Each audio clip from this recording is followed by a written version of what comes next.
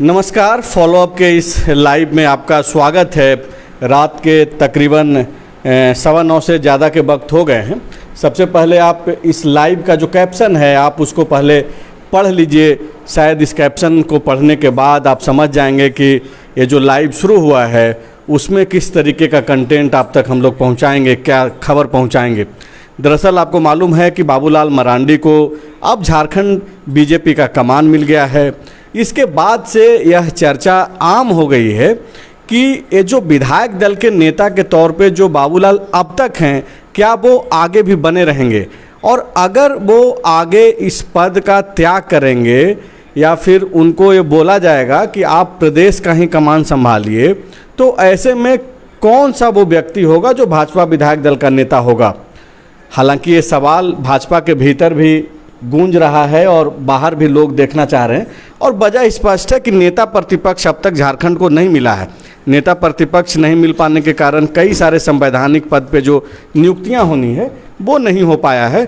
हमारे साथ पांडे जी हैं और सनी शरद जी हैं, इन दोनों से बातचीत करेंगे और इसके पीछे जो खेल चल रहा है, जो पॉलिटिकली जो एक दूसरे से आगे बढ़ने का जो कोशिश होता है, वो जो मज़ेदार चीज़ें हो रही है भाजपा के बाहर या फिर भाजपा के भीतर, वो आपको इस लाइव डिस्कशन में हम लोग बताएंगे। पांडे जी, सबसे पहले ये बताइए कि क्या बाबूलाल जी की जगह कोई लेगा भी या फिर बाबूलाल जी ही दोनों जगह पे रहेंगे? नहीं, एक तो नेता विधायक दल बनेगा जब बाद में नोटिफाइड होगा एज ए नेता प्रतिपक्ष। तो अभी क्या चल रहा है? जैसे 4-5 नाम हम लोग जो ले रहे हैं, ये चल रहा है कि विधिवत कहाँ पे किया जाए कार्यक्रम, पदभार ग्रहण का कार्निवल में किया जाए या प्रदेश कार्यालय में किया जाए या कोई अन्य जगह पे किया जाए, तो उसी को लेकर हो रहा है। फिर बरसात का गूगल सर्च से और मौसम विभाग से पूछा जा रहा है कि मौसम कैसा होगा। कोई कह रहा है कि भीड़ ज़्यादा बुलाने की, मतलब दूर दूर से प्रदेश के लोगों को बुलाने की ज़रूरत नहीं है। कोई कह रहा है कि नहीं, भीड़ ज़्यादा होनी चाहिए, मतलब हर ज़िले को उसमें रिप्रेजेंटेशन होना चाहिए, उतना लोग आए।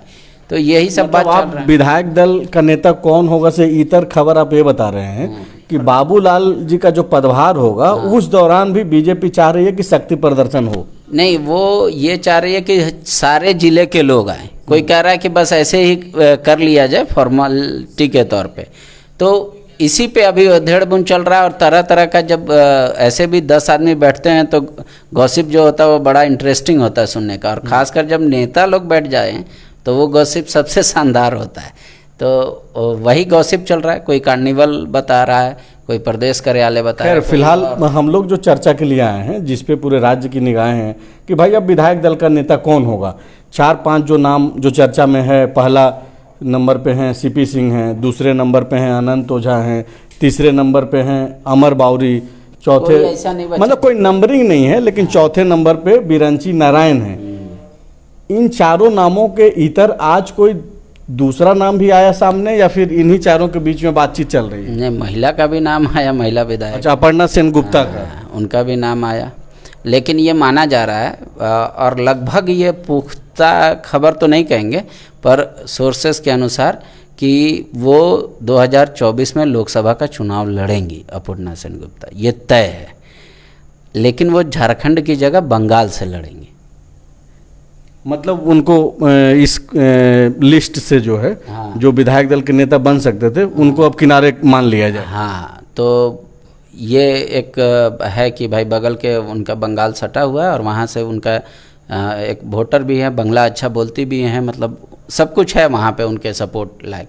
तो बीजेपी वहाँ महिला को उतारना चाह रही है। अब दूसरी बात ये भी कहा जा रहा है कि सीनियरिटी को मुकाबला मतलब दिया जाए। कोई कह रहा है कि नहीं भाई, सदन में जो तीखे बयान चलाता है वो उसको दिया जाए मौका। तो ये दोनों में कैटेगरी में फिट आ रहे हैं सीपी सिंह जी। इसमें तो अमर बाउरी भी हैं, अमर बाउरी भी बहुत सीनियरिटी में नहीं होंगे। हाँ, सीनियरिटी में नहीं। हाँ, तो वो है सीनियरिटी में। फिर आते हैं नीलकंठ सिंह। तो नीलकंठ सिंह मुंडा इसलिए नहीं हो सकते कि एक ट्राइबल फेस है, दूसरा ट्राइबल फेस को नहीं बनाएंगे। और जो ये है क्या कहता है कि वो उतना तीखा प्रहार नहीं करते। तो ये सारे मुद्दों पर भी चर्चा हो रही है।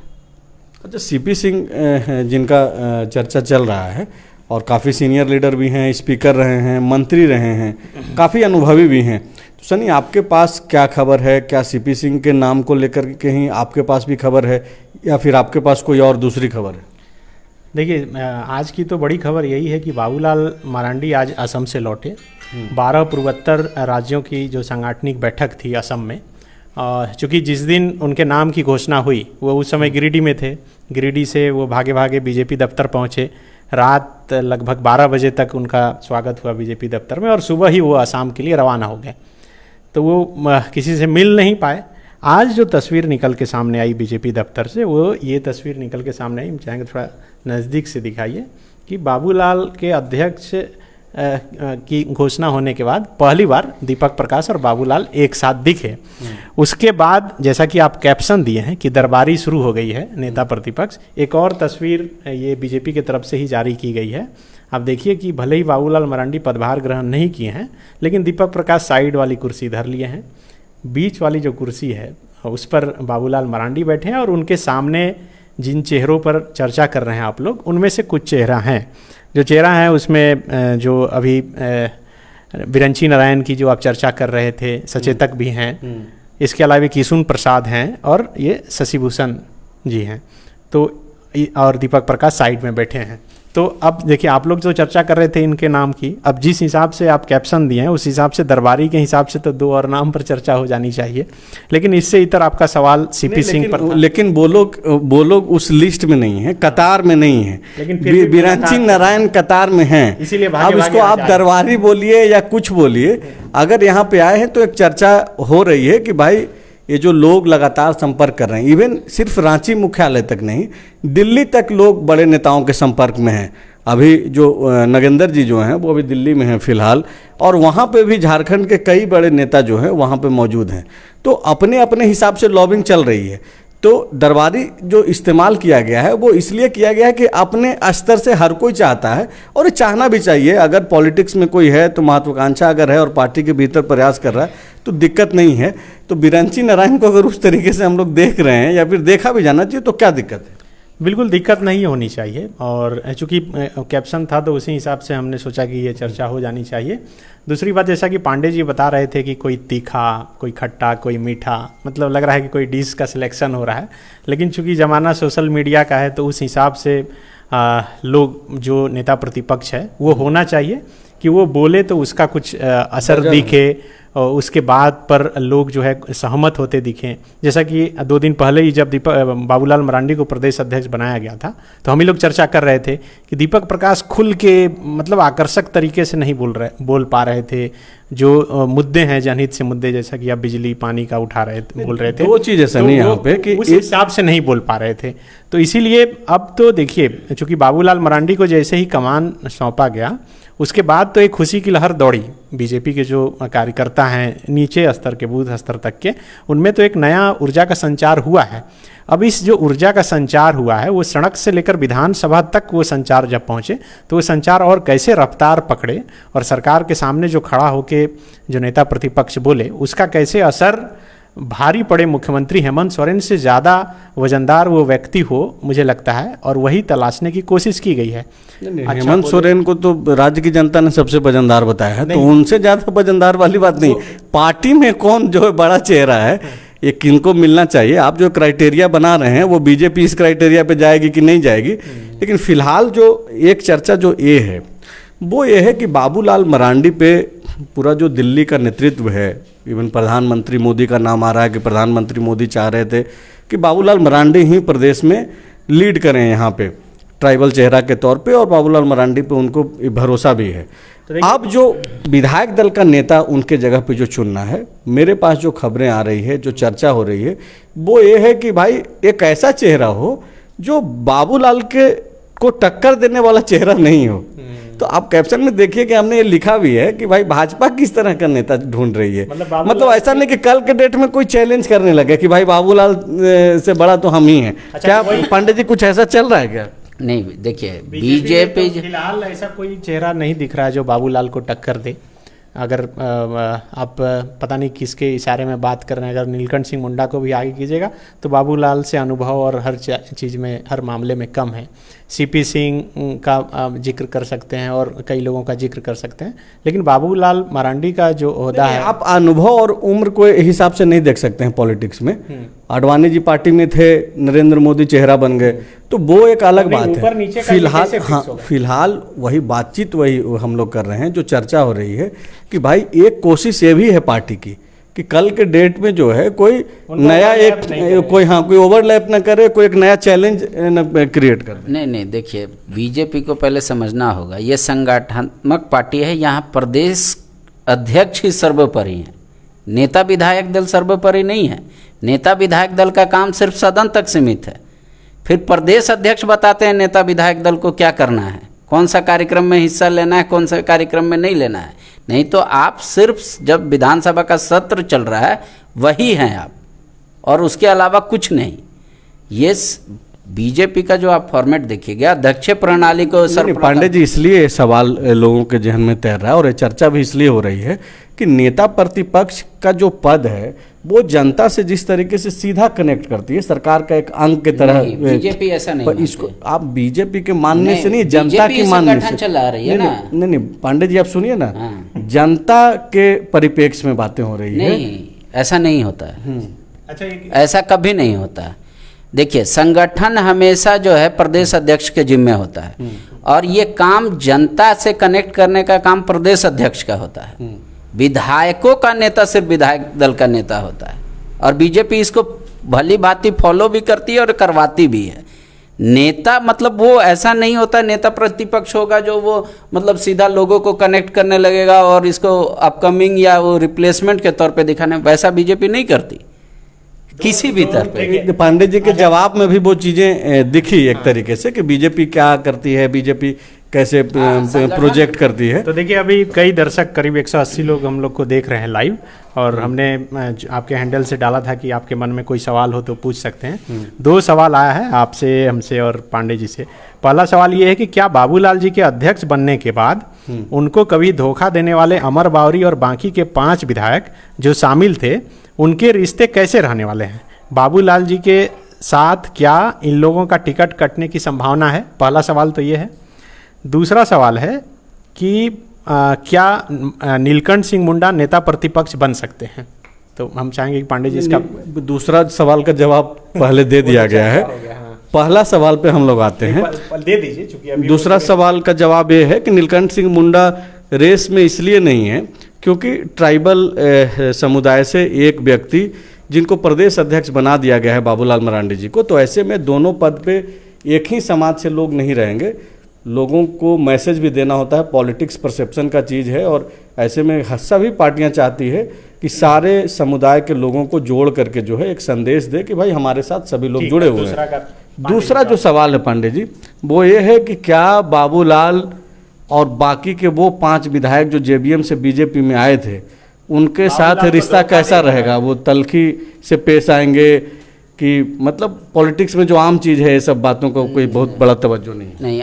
देखिए, नेता बनने का जो एलिजिबिलिटी क्राइटेरिया होता है, उसमें पहला शर्त ही यही होता है कि अपने दुश्मनों से भी गले ऐसे मिलते हैं जैसे दोस्त पुराना बिछड़ा हो। ठीक है, वो समान तौर पे समझ में नहीं आएगा।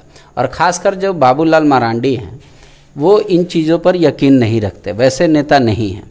लालू यादव की भी आप बात कर लीजिए, उनको जिसने जेल भेजा आज भी उनकी पार्टी में है। ये सब कोई मायने ही नहीं रखता है। किन्होंने सवाल पूछा था? ये पूछे थे सवाल झारखंडी शिवनंदन। अच्छा, शिवनंदन जी का ये सवाल है, आप इसको सीधा अभी हालिया एक प्रधानमंत्री मोदी के बयान से ले लीजिए कि मध्य प्रदेश में जिस तरीके से उन्होंने एक बयान दिया एनसीपी के नेताओं के ऊपर भ्रष्टाचार का आरोप लगाते हुए, और 3-4 दिन के बाद ही जो है वही नेता भाजपा की सरकार में शामिल हो गए, डिप्टी सीएम है। तो ये सब चीज़ें पॉलिटिक्स में जो है कौन कब किस तरीके की बातें कर रहा है, कौन कब क्या डिसीजन ले रहा है, तो ये सब बातें होते रहती है, चलते रहती है। इसलिए मैंने लालू यादव का उदाहरण दिया, क्योंकि लालू यादव की पार्टी रीजनल पार्टी है। लालू यादव सर्वोपरि हैं, जो चाहेंगे वही करेंगे। लेकिन भाजपा में जो चाहेंगे बाबूलाल वो नहीं है। नेता प्रतिपक्ष और प्रदेश अध्यक्ष, दोनों का अहम रोल रहेगा, लेकिन यही दोनों मिलकर सारा कुछ डिसाइड कर लेंगे ऐसा नहीं होता। कोर कमेटी बैठती है, कई लोगों का ग्रुप बैठता है, वो तय करता है। और ये जो प्रतिशोध की बात जो कह रहे कि उनको छोड़ के चला गया था तो बदला, ये नहीं होता है। सामान्य तौर पे अभी तक 3 साल में जिस तरीके से देखा गया, रिश्तों में वैसी खटास नहीं आई। खैर फिलहाल हम लोग मूल चीज़ पर आते हैं। दो कमेंट आया है कि क्या ढुल्लू महतो और भानु प्रताप शाही के नाम पर भी चर्चा हो सकती है? नहीं, उनके नाम पे चर्चा नहीं है। भानु प्रताप शाही का मसला जो है कोर्ट में चल रहा है और वो कभी भी उनकी जो है उन पे कुछ फैसला आ सकता है। और ढुल्लू महतो के साथ भी यही संबंधित है। और दूसरी बात है कि ढुल्लू महतो उस कैटेगरी ओबीसी कैटेगरी से आते हैं, पर महतो जो राजनीति है उसमें वो नहीं आते, फिट नहीं बैठ। हाँ, वो तेली समाज से आते हैं। हाँ, महतो लिखते हैं। तो इस तरीके के भी चीज़ों को देखा जाता है। दूसरी बात कि ढुल्लू महतो जो अपने आप को धनबाद या बाघमारा के आसपास ही खुद को, ढुल्लू महतो वोकल भी नहीं है, वो बोल नहीं पाते हैं ज़्यादा, सदन में भी वो अपने सवालों को भी अच्छे से नहीं रख पाते हैं, तो पार्टी की बात कैसे रखेंगे? तो यहाँ ढुल्लू महतो का तो मुझे नहीं लगता है कि चर्चा भी होना है।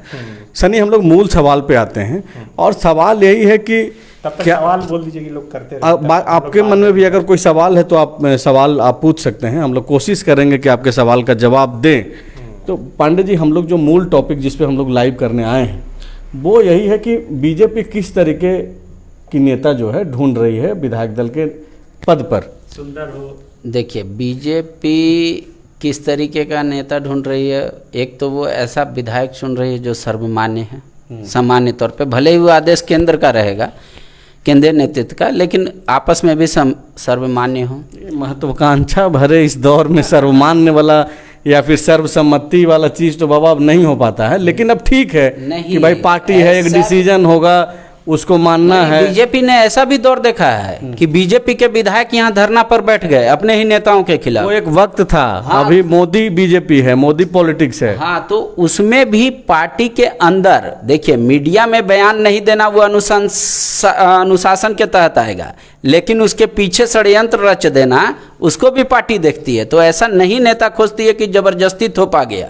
ठीक है, जैसे आप इसको सिंपली अरेंज मैरिज के तौर पे देखिए कि माँ बाप तय करते पर पुत्र की सहमति ले लेते हैं कि ठीक है ना, मंदिर में देख लो, इस टाइप का सहमति लिया जा रहा है बीजेपी। तो ये अभी ये क्या है, मतलब हम लोग फाइनली मतलब क्या सीपी सिंह के नाम पे मुहर लगने जा रहा है? नंबर 1 में है अभी। 2 में कौन है? क्या वजह है सीपी सिंह का? खासियत तो ठीक है आप गिना दिए कि भाई, अच्छा नंबर 2 पे कौन है? हाँ ठीक है, देखिए पहले नंबर पे वो हैं। हाँ। इसमें मतलब अभी जो के हिसाब से वो पहले नंबर पे। दूसरे नंबर पे जो शख्स आते हैं उसका हम लोगों ने कल चर्चा भी कर लिया है, अनंत ओझा है। ठीक है। 3 नंबर पे आते हैं अभी के डेट तक, हाल फिलहाल के डेट तक 3 नंबर पे 2 आदमी हैं, अमर बावरी और बिरंची नारायण। बराबर है लोग। हाँ, मतलब ये दोनों फाइट। बोकारो जिला मतलब एक साथ, बोकारो और चंदन की मतलब बोकारो जो है संघर्ष कर रहा है। हाँ, तो संघर्ष की धरती है बोकारो। अब सीपी सिंह का कुछ खासियत आप समझिए। अच्छा 3 ही बताइएगा और हाँ, आगे है लिस्ट? नहीं, बस इतना ही काफ़ी है। इसी में से कोई बनेगा, ये पक्का है? हाँ, लगभग राजनीति में पक्का नहीं हो सकता। कई बार तो अब नेताओं का देख रहे हैं पक्का होने के लिए मीडिया का हम लोग तो खुद भी ये चर्चा करते हैं और अपने दर्शकों से भी आग्रह करते हैं कि कोई भी पॉलिटिकल जो खबरें चलती है सूत्रों के हवाले से, वो कोई आखिरी खबर नहीं है जब तक कि डिसीजन को सार्वजनिक नहीं कर दिया जाए। क्योंकि आज के डेट में जो पॉलिटिक्स का जो संरचना जो बदला है, 1 मैन सेंटर्ड पॉलिटिक्स होता है। कोई भी डिसीजन यहाँ भी होना है तो वो दिल्ली से तय होकर के आएगा। क्षेत्रीय पार्टियों का कोई डिसीजन है तो एक आदमी जो तय है वो करेगा। तो हम लोग ये नहीं बता सकते। खुद डिसीजन मेकर होते हैं, मान लीजिए अगर इंडिविजुअल की बात करते हैं, उनका भी मनोमिजाज कब आखिरी वक्त में बदल जाता है वो खुद नहीं जानते। ठीक है, जो 3 चर्चा है। हाँ, अब सीपी सिंह सबसे सीनियर है, सर्वमान्य है इस लिहाज से, क्योंकि वो सीनियरिटी में है तो भाई कोई बोलेगा नहीं। इसीलिए आजकल आप सी पर ज़्यादा दबाव नहीं दे रहे हैं। हाँ, सी पे नहीं ज़्यादा दबाव दे रहे। और उसके बाद क्या है कि वो रिसर्च बेस्ड बोलते हैं जब, तो बहुत ही अच्छा बोलते हैं और बहुत कटाक्ष के साथ बोलते हैं। अपनी बात को वो हाथ उठा के सदन में रख देते हैं। लेकिन कभी कभी बहुत हल्की बातें भी करते हैं सदन में। ऐसा तो नहीं है कि वो हमेशा गंभीर बातें, तो बहुत रिसर्च बेस्ड बातें हम लोग जब सब कवर करते हैं। देखिए, आपको उनका रिसर्च कब समझ में आएगा? कोरोना काल में उन्होंने कहा था कि कोरोना पे हम करेंगे। कोरोना काल का उनका वीडियो उठा के देख लीजिए, मतलब सदन में। अच्छा, सदन में कोरोना के समय का सरकार का हम रखेंगे। सरकार अपना पीठ थपथपा रही थी कि कोरोना। खैर ठीक है, मेरा सवाल ये है कि सीबी सिंह को काबिलियत के भरोसे उनका नाम आगे चल रहा है, या फिर ये चीज़ दिख रहा है कि सीपी सिंह का हो सकता है कि आखिरी चुनाव रहे, अब वो चुनाव लड़े नहीं, कल के डेट में कोई चैलेंजर के तौर पे अपने आप को न रखें, तो इसलिए पुराने नेता भी हैं, आखिरी एक विदाई भी उनका एक अच्छा हो जाएगा पार्टी की तरफ से। लेकिन एक हम पहले बोलते रहे, मुझे ऐसा लगता है कि अगर पार्टी सीपी सिंह को बनाती है तो ये सोच कर तो नहीं बनाएगी, क्योंकि पार्टी उसी व्यक्ति को विधानसभा में नेता प्रतिपक्ष बनाएगी जो मजबूती से पक्ष रखे, और उसका पक्ष इतना मजबूत हो जाए कि उसमें कहाँ कोई सवाल है कि सीपी सिंह सवाल नहीं उठाएंगे? वो तो मजबूती से सवाल उठाएंगे। सवाल वाला नहीं है, मेरी बात पूरी हो जाने दीजिए। हम बोल रहे हैं कि ऐसे ही विधायक को अपना विधायक दल का नेता बनाएगी जो आगे भी चुनाव लड़ने वाला हो, ताकि वो अगले बार जब चुनाव में जाए तो उसे भी फायदा हो और उसके जरिए पूरी पार्टी को भी फायदा हो। तो उस हिसाब से तो सनी अनंत ओझा और अमर बावरी का जो नाम चल रहा है इन चारों में, तो उसमें तो सबसे बेटर ऑप्शन यही है बीजेपी के पास, अमर बावरी या अनंत ओझा। हाँ, तो और वही तो पांडे जी अभी बताएंगे आगे कि और क्या क्या उसके मायने हो सकते हैं सीपी सिंह को आगे रखने के। होता क्या है कि जो होना होता है, जैसे प्रदेश अध्यक्ष को लेकर के हम लोगों के पास अंतिम समय तक, मतलब 2 दिन पहले तक यही था कि आदित्य साहू प्रदेश अध्यक्ष बनने जा रहे हैं। आदित्य साहू का नाम भेजा गया है, आदित्य साहू ही प्रदेश अध्यक्ष बनेंगे। वो भी एक तरीके से समझिए कि कुर्ता पैजामा सिलवा करके रेडी थे, एकदम पूरा उसी मोड में चल भी रहे थे पिछले 1.5-2 महीने से। लेकिन आखिरी वक्त में बाबूलाल मरांडी का नाम आ गया। पॉलिटिक्स में यही होता है कि जो लोग बनने वाले होते हैं वो अपने कई आदमियों से अपना नाम नहीं कहलवाकर और दूसरे का कहलवाते हैं, ताकि उनका नाम पीछे रहे और जिसका नाम आगे चल रहे वो पीछे हो जाए और फिर ये आगे हो जाए। वही हुआ है बाबूलाल मरांडी के केस में।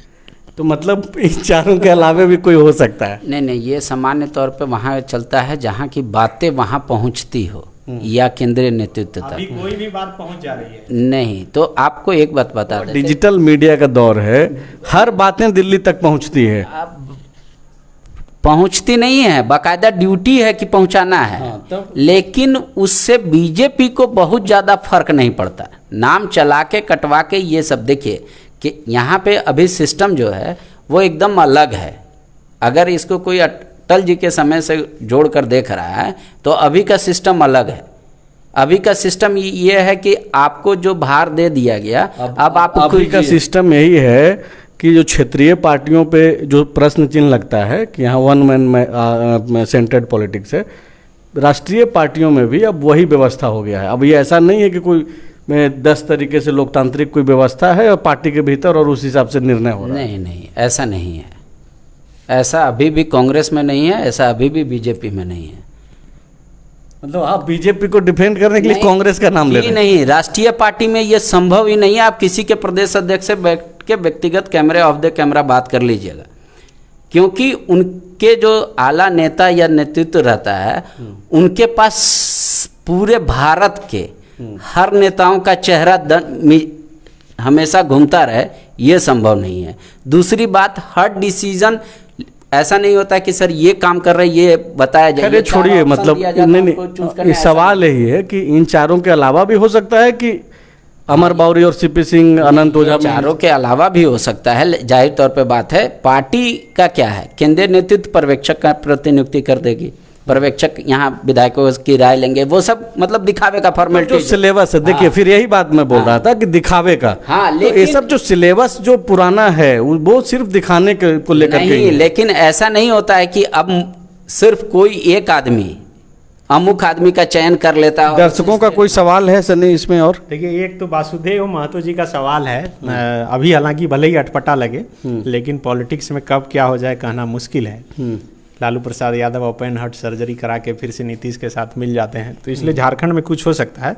वासुदेव जी का सवाल है कि क्या आजसू पार्टी सुप्रीमो सुदेश महतो को बीजेपी में विलय कराने के बाद सुदेश महतो को नेता प्रतिपक्ष बनाया जा सकता है? ये एंगल इनका अपना है। ठीक है, इनकी सोच है, कोई एंगल नहीं है। सुदेश महतो क्यों अपना राजनीतिक भविष्य दांव पे लगाएंगे? केदार हाजरा का भी नाम कई लोगों ने लिखा है और रणधीर सिंह का भी नाम कई लोगों ने लिखा है। क्या इन दोनों पर सीनियर हैं, जमुआ से कई बार के विधायक हैं, एससी कैटेगरी से आते हैं, ठीक है। लेकिन दो चीज़ें हैं, नेता प्रतिपक्ष उसको बनाया जाता है। केदार हाजरा अगर आप पूरे झारखंड में देखेंगे, अनंत ओझा क्यों 2 टर्म के विधायक होने के बावजूद भी उनका नाम ऊपर चल रहा है? वो इस वजह से कि हर विधानसभा में कभी ना कभी अनंत ओझा गए हैं।